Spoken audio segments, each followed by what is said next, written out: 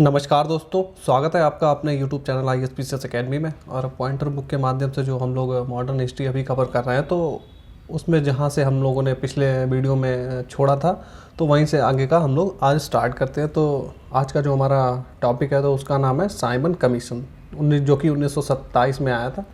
तो इससे रिलेटेड जो भी अभी तक क्वेश्चन पूछे गए हैं, चलिए हम लोग एक नज़र में देख लेते हैं।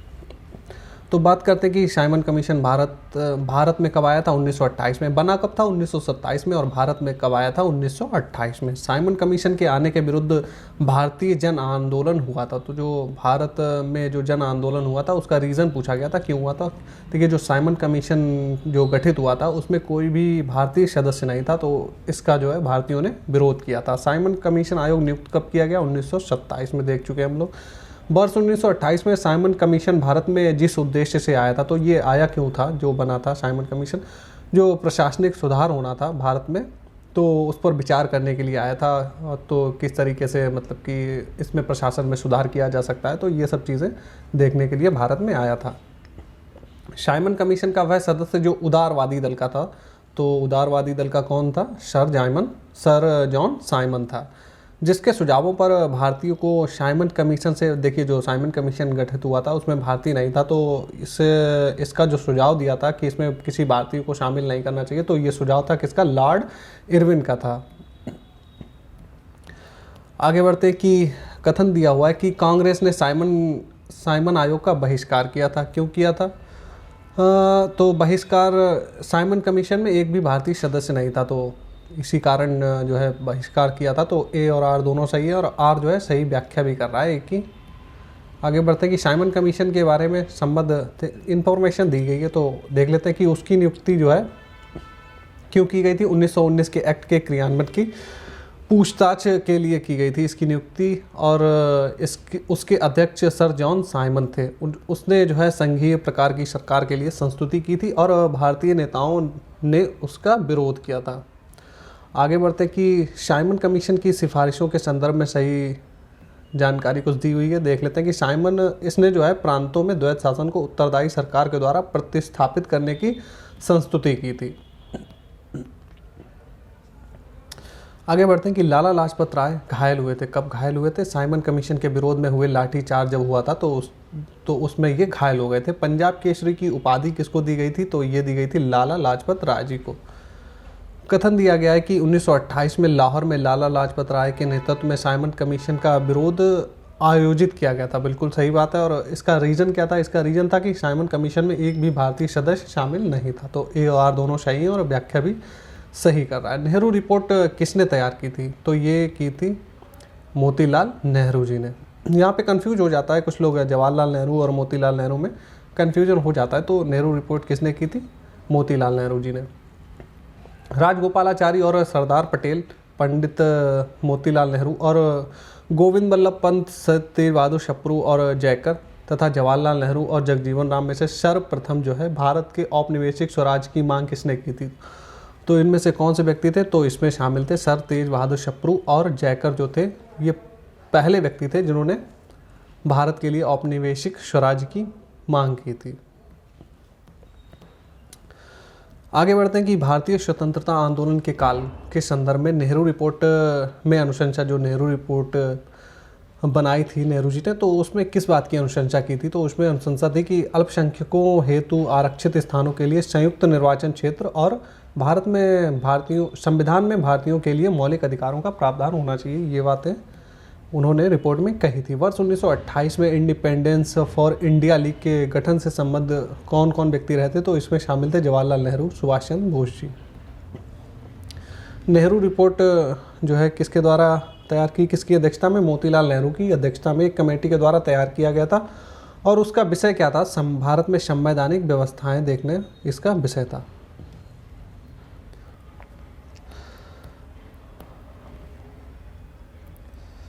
मुस्लिम लीग के जिस अधिवेशन में मोहम्मद अली जिन्ना ने अपना जो है 14 सूत्री प्रस्ताव रखा था, तो वो कौन सा अधिवेशन था? वो था 1929 का दिल्ली में मुस्लिम लीग का अधिवेशन जो हुआ था 1929 में।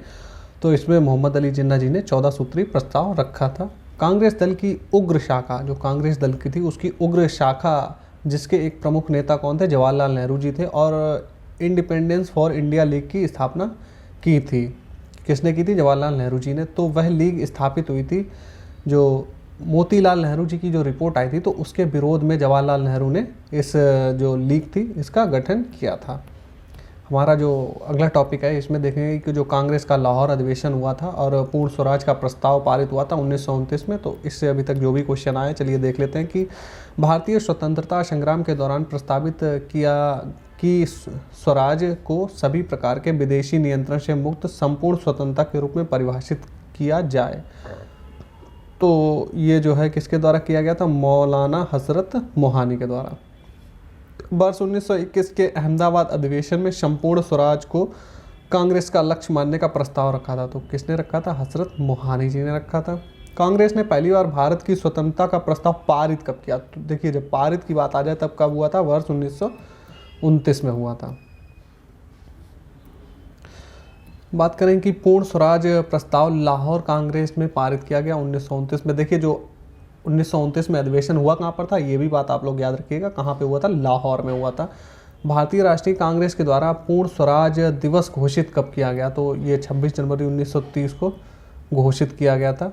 वर्ष 1929 में कांग्रेस अधिवेशन में पूर्ण स्वराज का नारा दिया था। किसने दिया था? पंडित जवाहरलाल नेहरू जी ने दिया था। भारतीय राष्ट्रीय कांग्रेस का वह अधिवेशन जिसमें पूर्ण स्वराज का प्रस्ताव पारित हुआ था, इसकी अध्यक्षता किसने की थी? तो इसकी अध्यक्षता की थी जवाहरलाल नेहरू जी ने की थी। कांग्रेस के 1929 के लाहौर अधिवेशन में कांग्रेस का लक्ष्य पूर्ण स्वराज घोषित किया। किसने किया था? जवाहरलाल नेहरू जी ने। तो इसमें बस यही याद रखना है कि अधिवेशन की अध्यक्षता जवाहरलाल नेहरू जी ने की थी, हुआ था लाहौर में, और कब? 1929 में।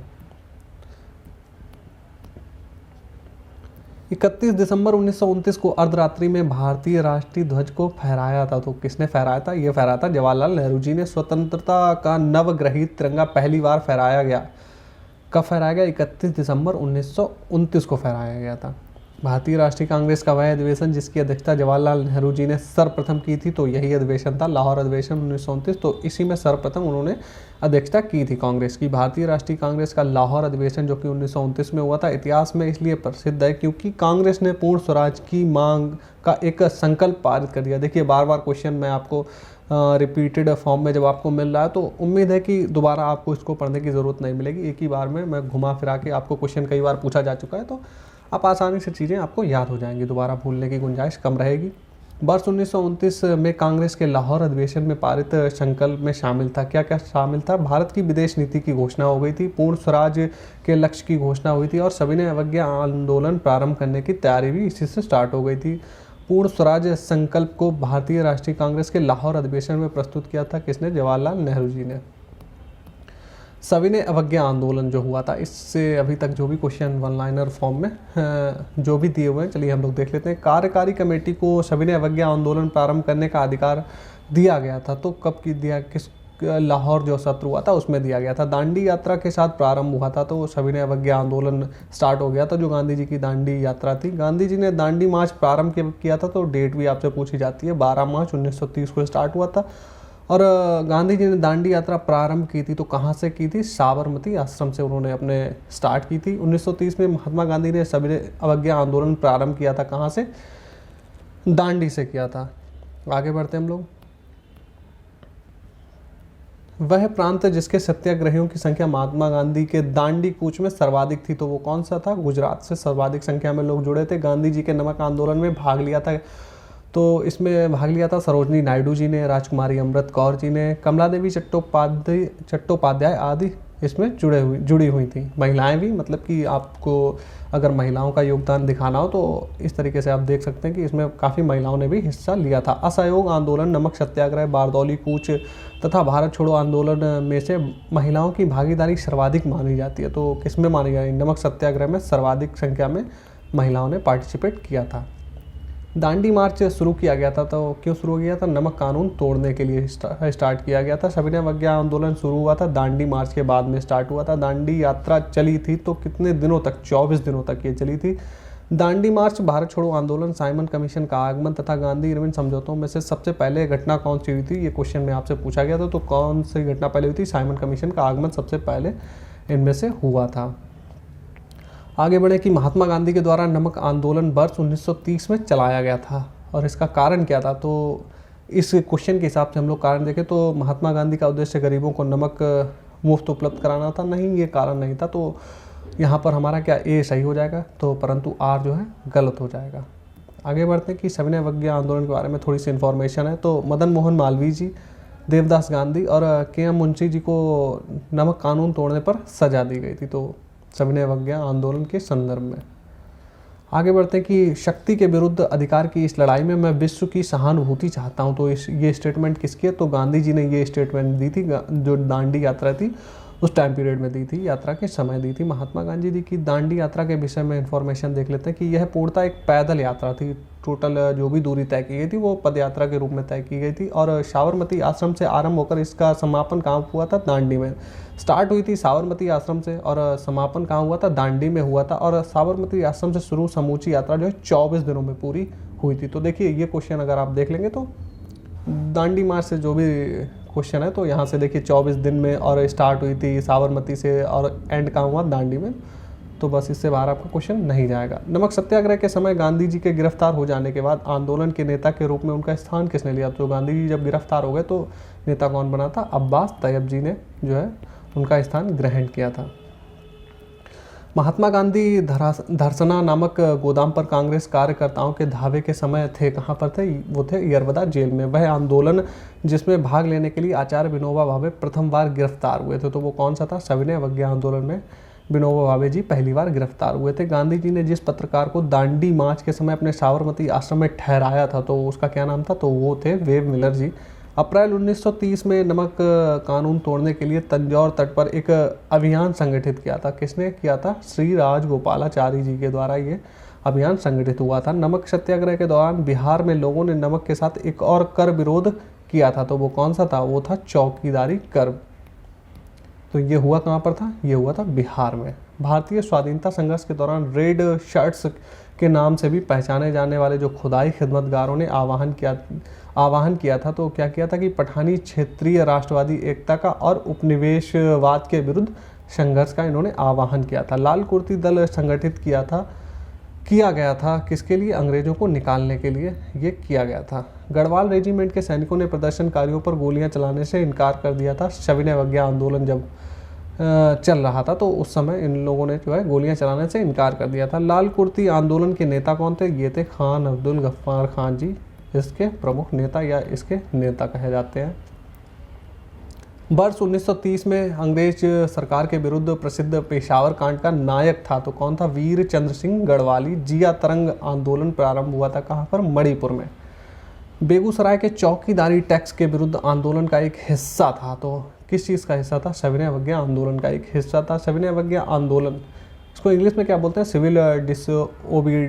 सिविल डिसओबीडियंस मूवमेंट इसको बोला जाता है। कि असफलता के बाद गांधी जी ने महत्व दिया था किसको, तो ये जब असफल हो गया था तो गांधी जी रचनात्मक कार्यक्रम में जुड़ गए थे। प्रभा देवी स्वतंत्रता संग्राम सेनानी थी, ये कहाँ की थी, पटना की थी। गांधी इरविन समझौते जो हुआ था तो इसकी इन्फॉर्मेशन हम लोग देख लेते हैं कि गांधी इरविन समझौता मुख्य रूप से जो है क्या था कि गोलमेज सम्मेलन जो कि हुआ था 1930, 31 और 32 में, गोलमेज सम्मेलन में कांग्रेस की भागीदारी सहज करने के लिए तो गांधी और इरविन के बीच में समझौता हुआ था कि हाँ कांग्रेस इसमें पार्टिसिपेट करे।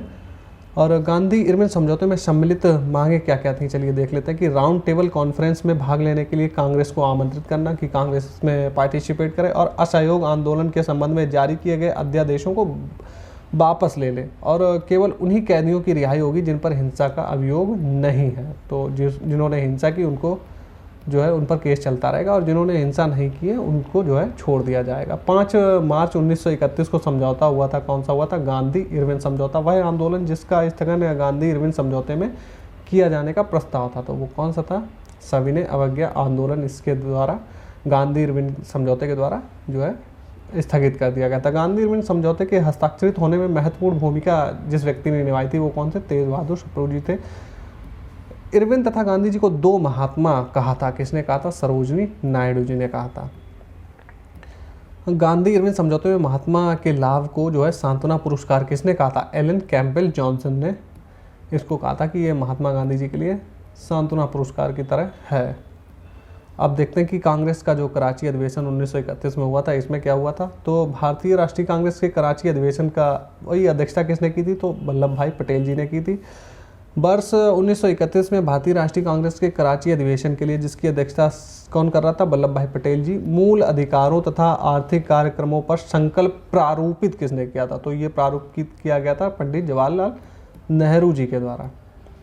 आगे बात करें कि भारतीय राष्ट्रीय कांग्रेस के कराची अधिवेशन जो कि 1931 में हुआ था को महात्मा गांधी की लोकप्रियता और सम्मान की पराकाष्ठा माना, तो किसने माना था, सुभाष चंद्र बोस जी ने माना था। भारतीय स्वाधीनता संघर्ष से संबंधित घटनाओं का सही क्रम हम लोग देख लेते, तो इसमें कालक्रम की बात करें तो सबसे पहले हुआ था गांधी इरविन समझौता, उसके बाद भगत सिंह को फांसी दे दी गई थी, और भारतीय राष्ट्रीय कांग्रेस का उसके बाद में कराची का अधिवेशन हुआ था, और सबसे एंड में हुआ था द्वितीय गोलमेज सम्मेलन। देखिए ये क्वेश्चन आपको लगाने को आ जाते हैं सीरियल से, तो इस तरीके से आप देखिए इसमें क्या होता है कि आप थोड़ा सा डेट भी याद रख सकते हैं, ज़्यादा भी नहीं, 2 से 3 की अगर आप डेट आपको याद रहेंगी ना, तो उस तरीके से भी आप इसको क्रम से आसानी से लगा लेंगे। भारतीय राष्ट्रीय आंदोलन से संबंधित घटनाओं का सही क्रम हम लोग देख लेते हैं, तो सबसे पहले गांधी इरविन समझौता, उसके बाद में राजगुरु को फांसी, फिर भारतीय राष्ट्रीय कांग्रेस का कराची अधिवेशन हुआ था। भारतीय स्वतंत्रता संग्राम, देखिए ये 2-3 बार क्वेश्चन देखिए आपको रिपीट करके पूछा गया है यहाँ पर लगाने के लिए। तो सबसे पहले गांधी इरविन समझौता, फिर भगत सिंह जी को फांसी हुई थी, और भारतीय राष्ट्रीय कांग्रेस का अधिवेशन हुआ था, और पूना समझौता सबसे लास्ट में हुआ था। तो जो हमारा आज का वीडियो है बस यहीं तक आज हम लोग रखते हैं। अगला जो गोलमेज सम्मेलन की बात करेंगे तो वो हम लोग जो है नेक्स्ट वीडियो में कर लेंगे। तब तक आप लोग इसको रिवीजन करिए, ज़्यादा आप हो सकते 1 से 2 बार देख लीजिए तो चीज़ें आपको आसानी से याद हो जाएंगी। तो चलिए फिर मिलते हैं नेक्स्ट वीडियो में, तब हम लोग गोलमेज सम्मेलन के बारे में चर्चा करेंगे।